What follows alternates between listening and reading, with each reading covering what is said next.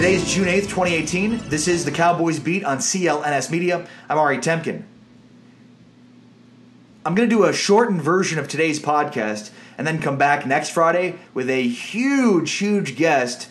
Brian Broaddus, former Dallas Cowboys scout. Brian Broaddus of DallasCowboys.com will join the Cowboys Beat next week. So again, make sure to tune in next week to the Cowboys Beat right here on CLNS Media for a full podcast, including special guest Brian Broaddus of DallasCowboys.com. But for today, every Monday throughout this offseason, they've been releasing, the NFL Network has been releasing the NFL's Top 100, which is as voted on by NFL players.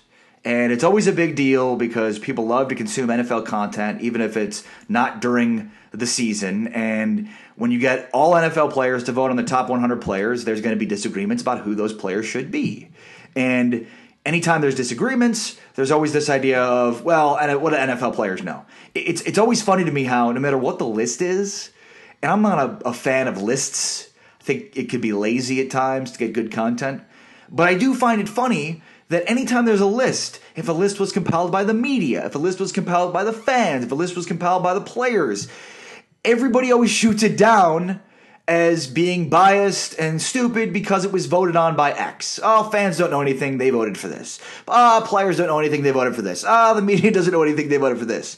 Like, in that kind of a world, then who knows anything? Literally, if the players, the fans, and the media all know nothing, and why would they even vote on a list? Then literally, who knows anything? But I digress.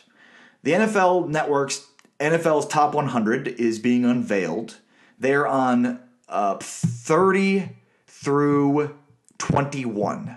Monday night, they're going to release 30 through 21. And what I find interesting about that list is so far, 100 through 31, Dallas Cowboys quarterback Dak Prescott has been missing from the list. It's very interesting. Dak Prescott is nowhere to be found on that list. So the question is, will Dak Prescott be on the list at all?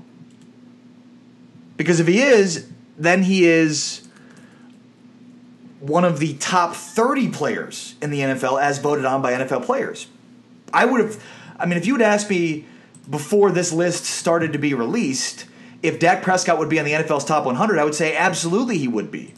But I would have thought that he would have already been part of the list. Like we would have already heard his name. He wouldn't be top 30.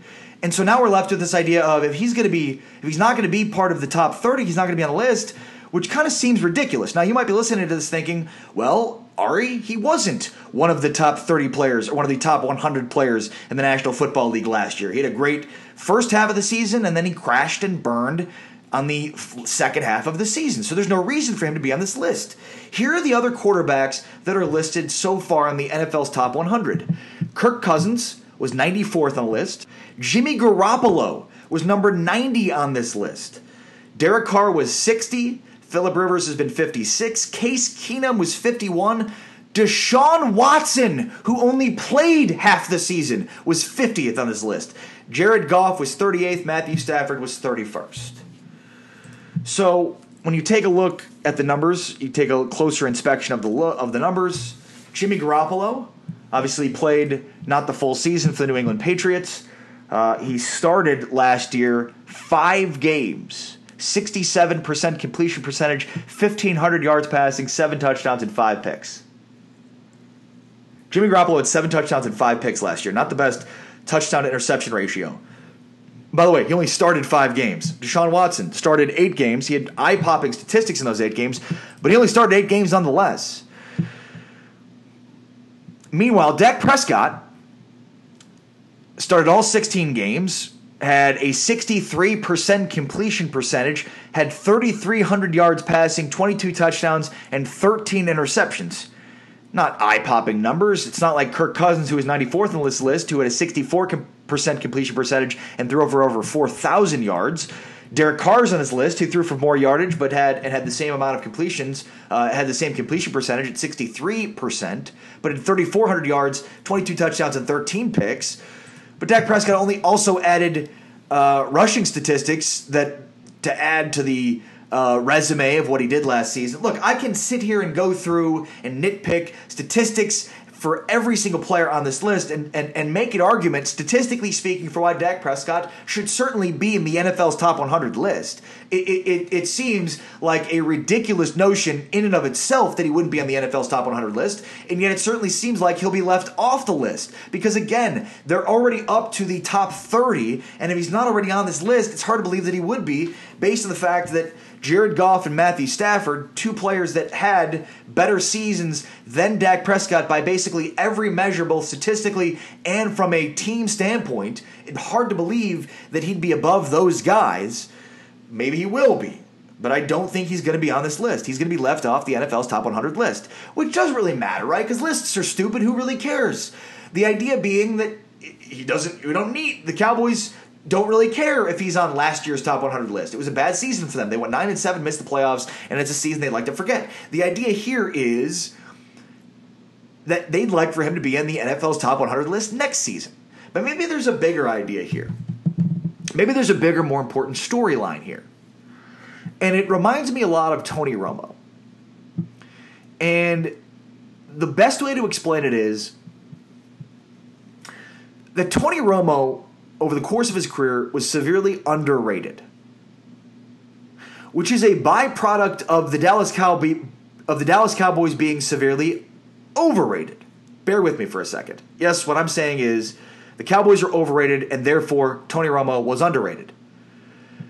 The Cowboys are the richest franchise in pro sports, or the highest valuation in pro sports in the world. Forbes valued them and has for the last 2 years. They've done their valuations as the highest valuation for any sports franchise in the world. Okay?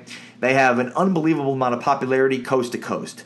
Watch a Cowboys road game and you'll hear as many fans cheering for the Cowboys as for the opposing team in most venues.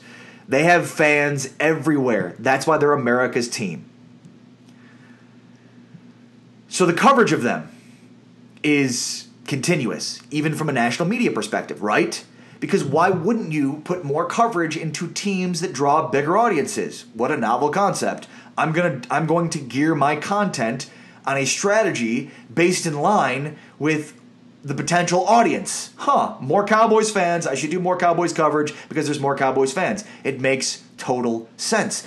But because of that, people that aren't Cowboys fans are fatigued by the coverage. They're overrated from that standpoint. There's too much coverage of them, which leads to a fatigue from non-Cowboys fans watching the media constantly and being annoyed by all of the coverage. The only other teams that this is equaled by would be the Lakers and the Yankees. Those are teams that are as important of a brand as the Cowboys. The only difference being that the NFL is the golden goose of pro sports and the Cowboys are the golden goose of the NFL. So there's more and more coverage of the Cowboys. There's more and more fans becoming fatigued by the coverage of the Cowboys. And then when they tune in to watch the Cowboys, they underrate the quarterback on the team because that's the most visual player on the team. And when it comes to Tony Romo specifically, and I'll get to Dak Prescott in a second, when it comes to Tony Romo specifically, you'll see end-of-game situations that Romo threw picks. That was kind of what he was known for. Despite the fact that, statistically speaking, Tony Romo was one of the most clutch quarterbacks in the history of the NFL. He had tons of end-of-game situations that he won for the Cowboys.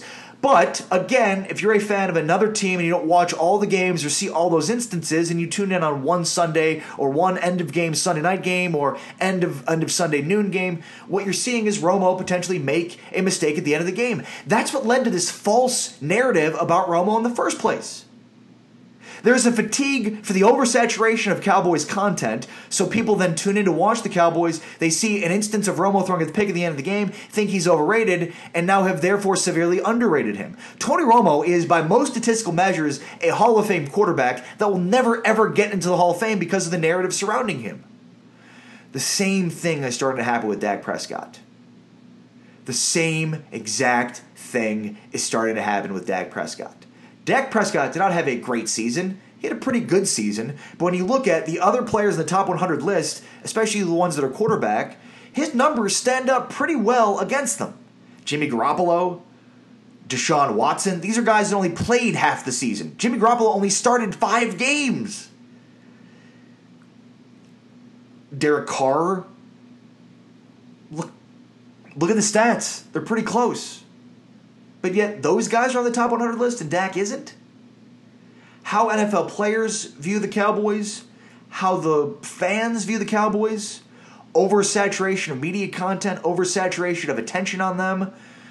So they are fatigued by that, and therefore players that play for the Cowboys, and maybe most specifically quarterbacks in the Cowboys, have to outperform average players to even be viewed as greater than. This isn't really about Dak being left off the NFL's top 100 list. It's more about the narratives that drive the way we view athletes. And make no mistake about it, that's really important. And Tony Romo is the most important case study in all of this. Go look at Tony Romo's stats.